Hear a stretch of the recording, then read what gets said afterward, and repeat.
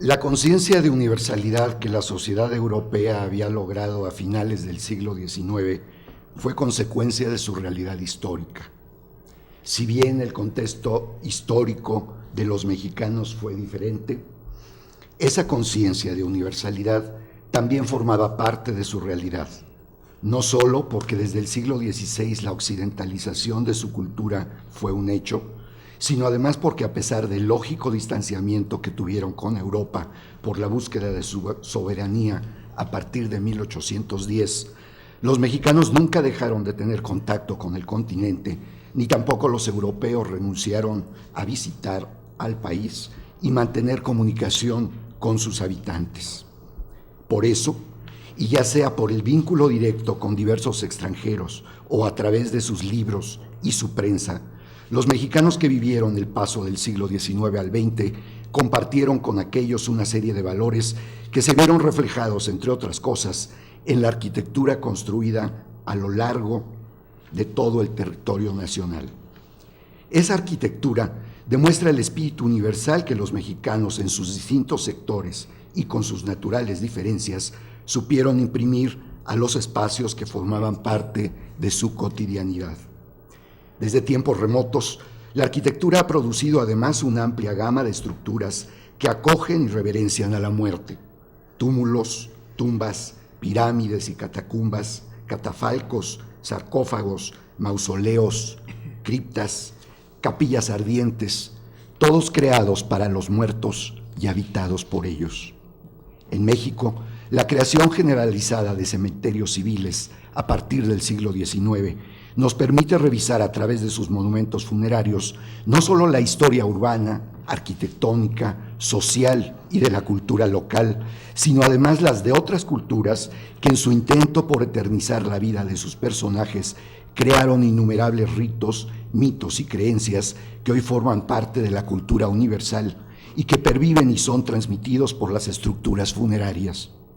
Los cementerios, como la ciudad y su arquitectura, son por ello conservadores temporales que tienen la capacidad de informar cómo se ha entendido la muerte, pero igualmente cómo las distintas sociedades en diversos momentos históricos han entendido la vida. La creación de los cementerios y su inserción organizada en la traza de las ciudades, las leyes y costumbres emanadas de ellos, los decretos, los estilos arquitectónicos y materiales de las construcciones mortuorias, su tipología, esculturas y demás ornamentos, los personajes enterrados en ellas y sus epitafios, dan fe de cómo se ha entendido la vida, de los valores que han sido destacados en determinadas épocas, de las preferencias estéticas de su sociedad, de sus inquietudes intelectuales y espirituales, de sus transformaciones sociales y culturales. Los cementerios, pues, deben verse como documentos históricos. Es así que ellos no significan una ruptura entre el mundo de los vivos y de los muertos y deben verse como una manifestación más de la vida de aquella sociedad y no como mera expresión de la muerte.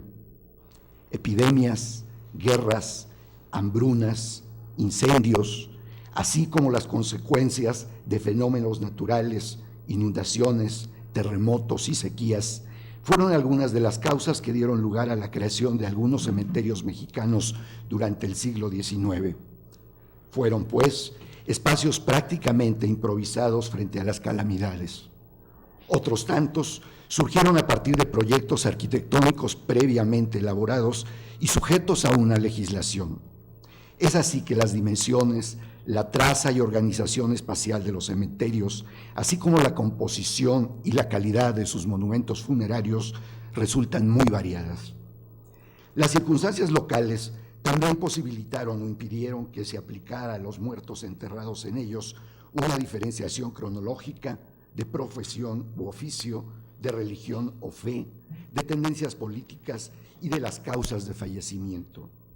Este tipo de diferencias refleja la forma en que cada sociedad entendió y valoró la estratificación social y en muchos casos repite los esquemas que vivía en otros espacios de su ciudad. En Zacatecas, por ejemplo, se crearon voluntariamente 2 cementerios vecinos para distinguir las clases sociales, el de los ricos y el de los pobres. En el caso del cementerio municipal de la ciudad de Oaxaca, por ejemplo, el muro de una de las galerías que cierra el cuadrángulo de su claustro principal está grabado por unos 800 nichos, todos ocupados por párvulos. Esto se debió a que la construcción de ese muro coincidió con una mortal epidemia que atacó principalmente a los infantes. La muerte y la vida tuvieron un significado diferente para los habitantes de Europa y para los de México.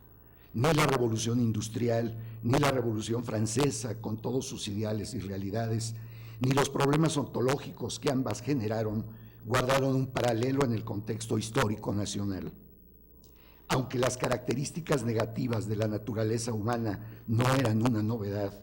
las nuevas explicaciones que se dieron para muchas de ellas, como por ejemplo las aportadas por Schopenhauer, Bergson, Hegel, Marx, Nietzsche y Freud, aumentaron el sentido de angustia frente a la religión, la espiritualidad, la maldad, la locura, el pecado, la sexualidad, las relaciones familiares, el erotismo, la represión, el placer, el destino del hombre, la vida y la muerte. La guerra de independencia, la culpabilidad generada por la querella entre la fe católica y el laicismo,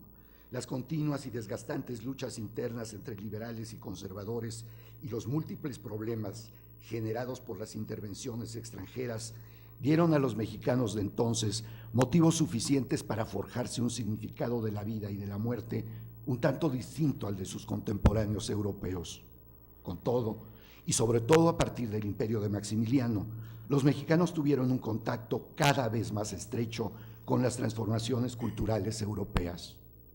Algunas derivadas de la filosofía de la vida influyeron bastante en las preocupaciones de los artistas de la segunda mitad del siglo XIX y llegaron a permearse a otros sectores intelectuales y sociales. Las explicaciones planteadas por la filosofía de la vida para la existencia humana matizaron también la significación de la muerte. Si bien la filosofía de la vida no suponía necesariamente una concepción angustiada y pesimista del hombre y de la existencia, algunos intelectuales y artistas sí le dieron ese tono, no solo a sus vidas, sino también a sus obras, reflejando en ellas una visión muy particular sobre la belleza, el amor, la vida y la muerte, cuyos índices también aumentaron debido a que las epidemias se propagaban y extendían más rápidamente que antes por la facilidad de movilidad que ofrecieron los nuevos medios de transporte. Es por ello que la muerte y los horrores de la condición humana fueron una preocupación constante en muchos filósofos, literatos, pintores, músicos y otros artistas de ese tiempo. Los mexicanos que vivieron el tránsito de los siglos XIX al XX compartieron con sus propios matices esas mismas preocupaciones,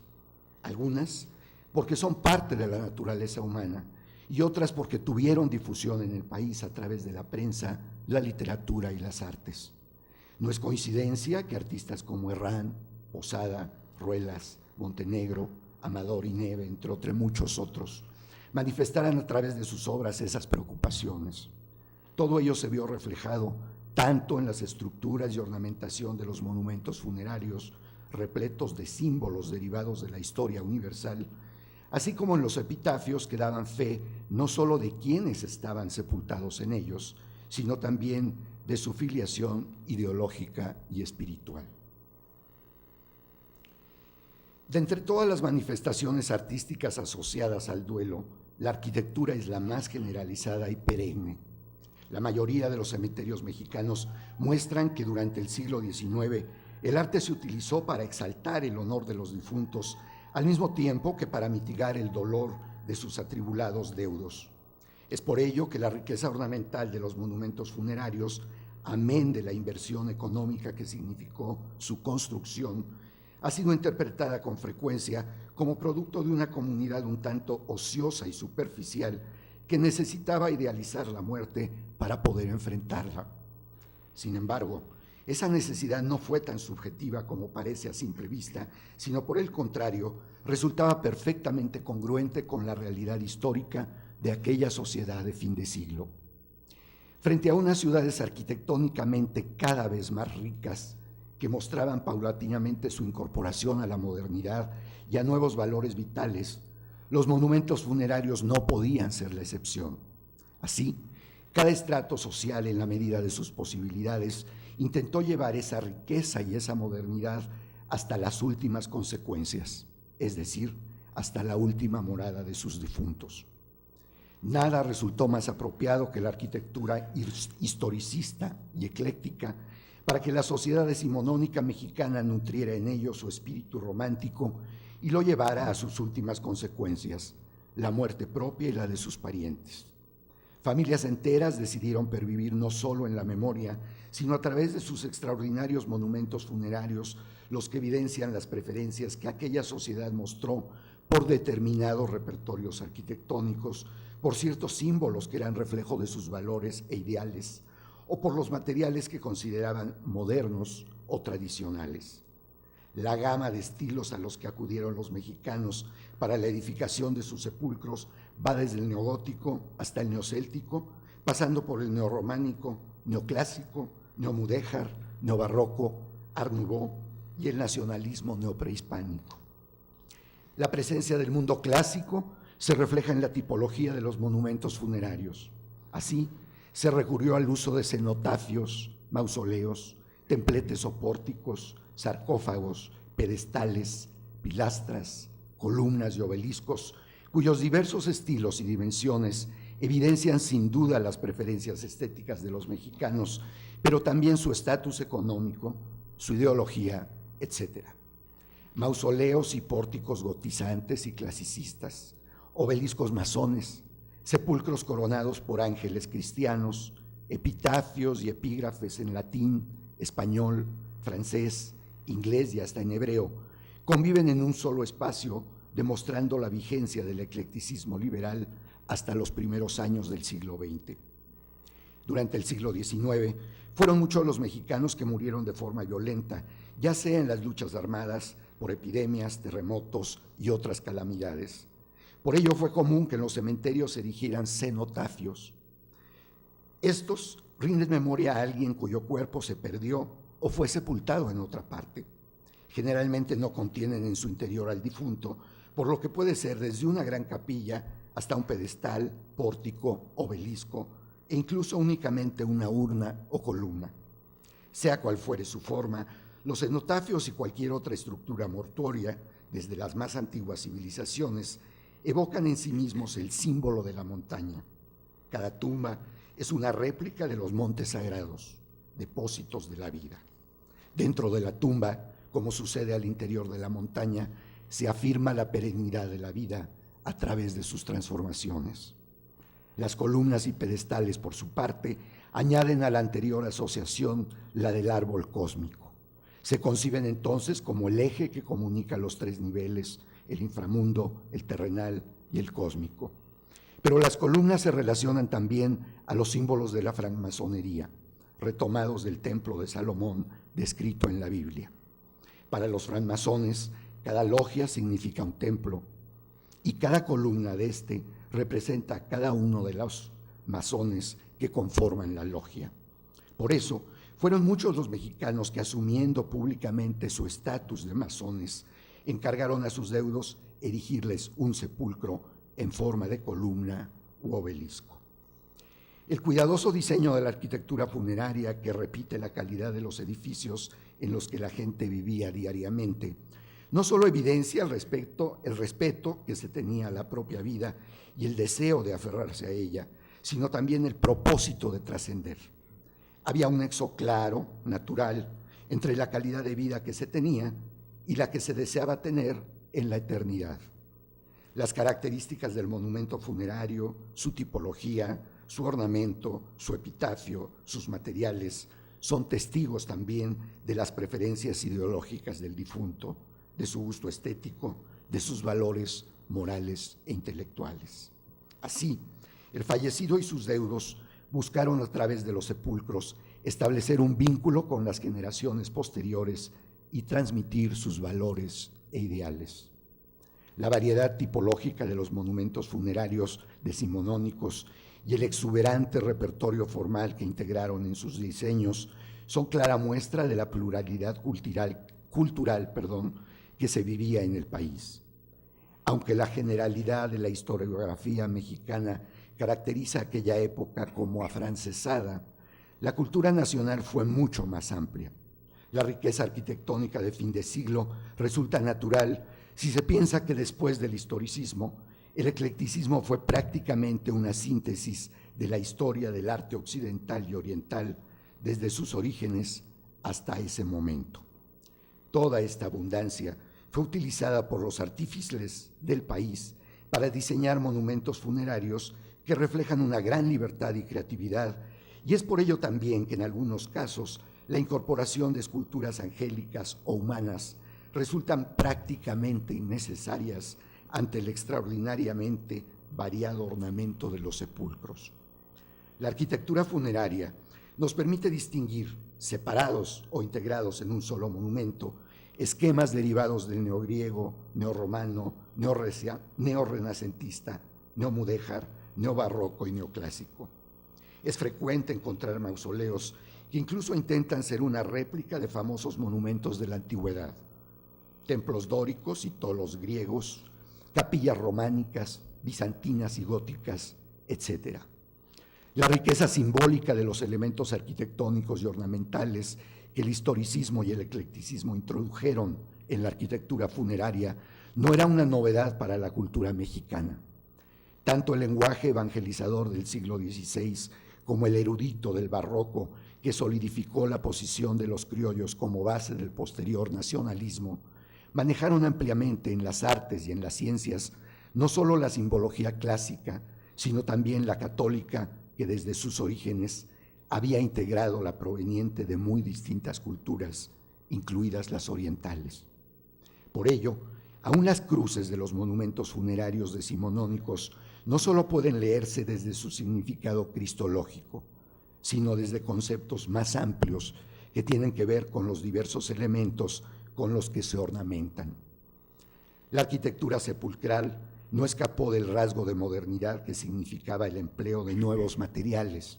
Así, además del mármol, se usaron el granito, pizarra, cemento, ladrillo, bronce, hierro y zinc. Algunos monumentos funerarios, como los obeliscos, pedestales y columnas, fueron incluso fundidos totalmente en hierro, zinc y cobre y comprados en el extranjero a través de catálogos. El uso de los metales y del mármol permitió también incorporar a los mausoleos esculturas de figuras que resistieran más a la intemperie, a la vez que brindó a los deudos la posibilidad de dar un nuevo toque de distinción a las tumbas de sus familiares con obras fundidas por escultores reconocidos y no por simples artífices. A través de las inscripciones sepulcrales o epitafios es posible rastrear, entre otras cosas, la actitud o el sentir de los familiares o amigos frente a la muerte de sus deudos. Aparte de su importancia literaria, los epitafios tienen singular relevancia porque resaltaban los valores que más se estimaban en los individuos vivos y que cuando morían, dichos valores cobraban mayor significación por la pérdida que implicaban. Aunque lo más común es que los epígrafes se limiten a indicar el nombre del fallecido y sus fechas de nacimiento y muerte, en las lápidas puede encontrarse desde el clásico y lacónico Requiescat in pace hasta poemas muy elaborados, ya sean doloridos, intelectuales, filosóficos, sarcásticos y hasta ingenuos, escritos en latín, francés, italiano, inglés, español y alemán.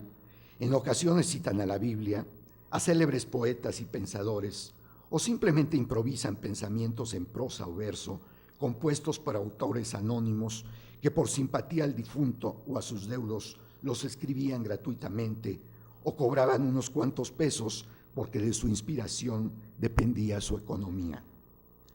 El rasgo de la pluralidad lingüística de los epitafios, que pueden encontrarse también en otros ámbitos de la cultura mexicana del siglo XIX, ha sido interpretado generalmente como pedantería y moda de la sociedad de entonces. Se olvida que una gran cantidad de los libros sobre arquitectura, medicina, teneduría de libros, filosofía, leyes y artes en general que entraban al país y que introducían las nuevas teorías y conocimientos estaban escritos en esos idiomas. Si los mexicanos deseaban integrarse a la modernidad, el aprendizaje de aquellas lenguas era una necesidad y no un pasatiempo. Tampoco podemos olvidar que muchos extranjeros ingresaron al país en ese tiempo y que vivieron el resto de sus vidas y fallecieron aquí. Entre las temáticas más manejadas en los epitafios de diferentes cementerios están las que valoran la muerte como un acto religioso asociado meramente a la vida espiritual, las que exteriorizan rebelión y despecho frente al fin de la vida, las que aluden a la inmortalidad, es decir, al triunfo sobre la muerte, las que evidencian el horror frente a ella y la indefensión de los deudos, y hasta aquellas que parecen burlarse o que la valoran como un justo castigo a los errores y maldades de los difuntos. Como sucede en otras partes compositivas de los monumentos funerarios, los epitafios se complementan con una serie de elementos simbólicos que la mayoría de las veces están asociados al discurso que se desarrolla en el epitafio. Esto demuestra dos cosas que quiero destacar. Por una parte, que al menos los artífices que elaboraron la arquitectura funeraria de esa época tenían un amplio conocimiento del significado de los elementos que usaron en las construcciones. Por otro, que no es posible seguir concibiendo a los monumentos funerarios como obras escultóricas que fueron decoradas con un sinnúmero de elementos de la flora, la fauna y objetos e instrumentos diversos. Todo lo que para muchos estudiosos ha sido visto como ornamento no es sino un instrumento más para precisar el discurso sobre la vida y la muerte que a través del mausoleo en su totalidad los deudos del difunto y los artistas quisieron transmitir. Como hemos visto, el valor de los cementerios radica en que pueden estudiarse como testigos de la historia de cada comunidad. Una historia no solo de héroes, sino de gente común y corriente que dio consistencia a la sociedad de antaño.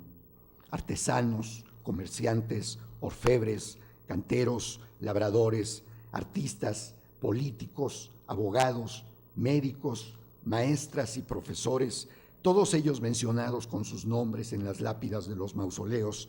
dan fe también de los parentescos, los lazos de sangre que en ocasiones fueron hechos por motivos económicos o políticos, pero que también en muchas otras se hicieron únicamente por razones amorosas. En los cementerios yacen hombres y mujeres, adultos y niños, que dan cuenta de cómo y por qué morían los mexicanos de entonces. Rencillas de honor, pleitos ancestrales por tierras y propiedades, excesos en la bebida, accidentes de todo tipo, asesinatos, muerte natural por enfermedad, parto o por vejez, epidemias, etc. Algo que también puede rastrearse de la realidad social decimonónica en estos lugares es la posición económica de los difuntos y de sus deudos, la cual se percibe más que nada en la dimensión, calidad y materiales de sus sepulcros. Y es que sin duda, uno de los recursos para resolver el duelo frente a la muerte ha sido la utilización del arte para sublimar el sentimiento de pérdida y desamparo. Pero es un hecho que ni en todas las culturas, ni en todas las etapas históricas, las distintas sociedades que las representan han tenido las mismas condiciones para usar al arte como bálsamo de su dolor y elemento alquímico que las ayude a transformarlo, al menos en disfrute estético. Cuando me refiero al arte funerario, no solo pienso en el que refleja la arquitectura y la escultura de los monumentos, sino además en todas las manifestaciones artísticas que acompañan al ritual de la muerte y que se extienden al duelo. Testamentos, poesías y discursos previos a las inhumaciones, epitafios, marchas y otras piezas musicales, fúnebres, vestuario de los sacerdotes y deudos, aparato de los cortejos, incluidas la ornamentación de carrozas y ataúdes, etc. Son también manifestación del arte funerario las fotografías del difunto, las de los abatidos deudos enlutados, las esquelas, los camafeos que guardaban el retrato preferido del allegado desaparecido, los guardapelos que contenían el rizo del amado o de la amada, cortado justamente antes de su inhumación. Todos esos objetos, además de muchos otros que podemos considerar artesanales, dan fe de los cambios estéticos, pero también de la necesidad de los deudos por rodearse de un gran número de objetos artísticos y emprender distintas acciones relacionadas con las artes para mitigar el dolor frente a la muerte y para tener siempre presente la fragilidad de la vida.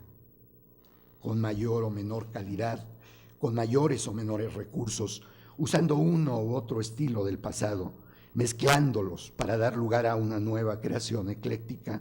empleando uno u otro material, ornamentando con flores, guirnaldas, querubines, estrellas, cruces, animales y otros símbolos, representando escultóricamente al fallecido o a diversas alegorías, concibiendo la muerte a través de los epitafios como un suceso natural, resignándose, o como algo terrible y aterrador,